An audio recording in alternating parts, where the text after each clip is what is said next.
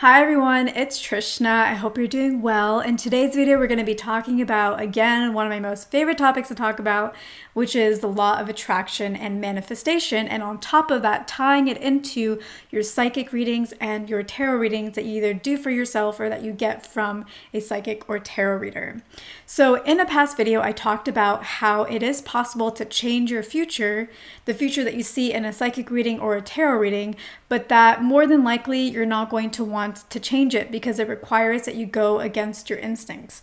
If you're interested in that video, I'm going to link it down below so you can get a little bit more background on that so I don't have to repeat it in this video.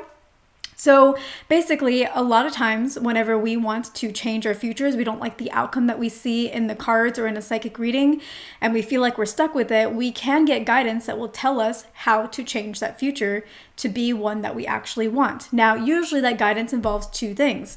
The first one is it requires energy work, mindset work, etc., because your reading is based off of your dominant vibration, thoughts, feelings, etc. So often the guidance is to do the energy work. Okay, great.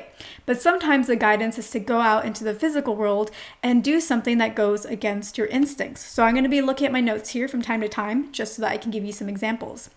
One example is whenever you are in a fight, let's say with a loved one or a partner, a lot of times when you're in a heated discussion, in a heated argument, you're just not seeing eye to eye.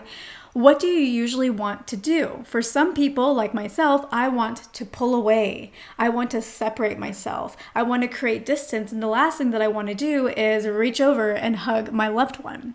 However, a lot of times, reaching over and hugging your loved one in the middle of a fight is actually the thing that's going to elevate the energy of the situation and help the two of you resolve the issue better. So a lot of times, what we want to do is the opposite of what we should do. It's the opposite of our instincts of what we should do to create a better reality for ourselves. Because in the moment, based off of our dominant vibration, the emotions consume us. They cloud our minds.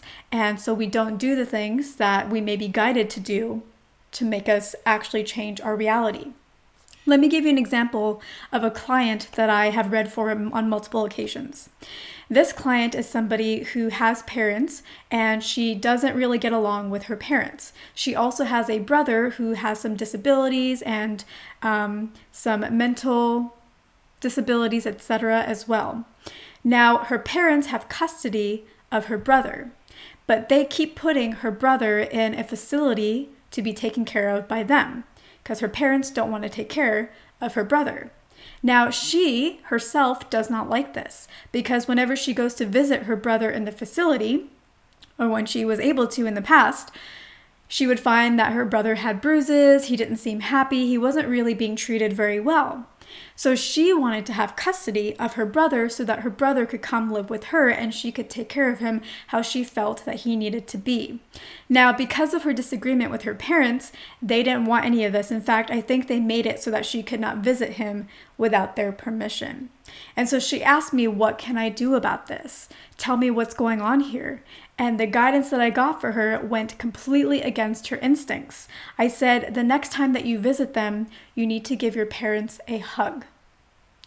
And she said, I will never do that. That will never work. Here's the other thing about the guidance that we get to change our futures. A lot of times it is something very simple, very easy to do, something so small. So number one, we don't do it because it goes against our instincts. It goes against our dominant vibration. Hence why we can't have the future that we want, because our dominant vibration is making us do other things. The second thing is, a lot of times the guidance is very simple, too simple for us to believe it could actually work. But let me tell you why you should go against your instincts if you're getting guided to do something different, and why it'll work even if it's simple. So the first part of this is, when you do something against your instincts, what happens? You see, your dominant vibration, your dominant thoughts, feelings, beliefs, those are all coded into your subconscious programming. They become your drivers, how you act even without thinking. When you do something against your subconscious programming, what happens to your subconscious? Shatters, shakes. Oh my God, what's happening? That's not what we do. That's not how this works.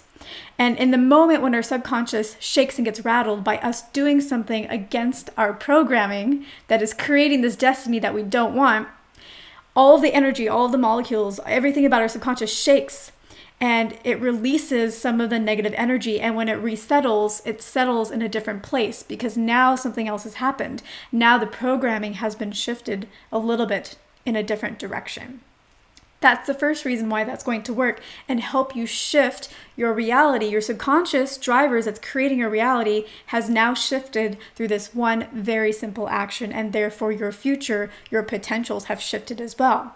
Here's part 2 of that. When you do something and it involves another person and you go against your subconscious programming, as well as their subconscious programming, in this example, if the client hugged her parents, she'd be going against her own programming, but also against their programming of what they expect her to do, because that hasn't happened yet. She doesn't give them hugs. They don't give her hugs. But when she does that, their subconscious programming goes, whoa, that's not what happens. That never happens. That's not right. That's against her programming and our programming. And their subconscious minds get rattled and shooken up, and they release negative energy. And when their subconscious settles back down, again, it's at a more elevated place, at a different place than it was before.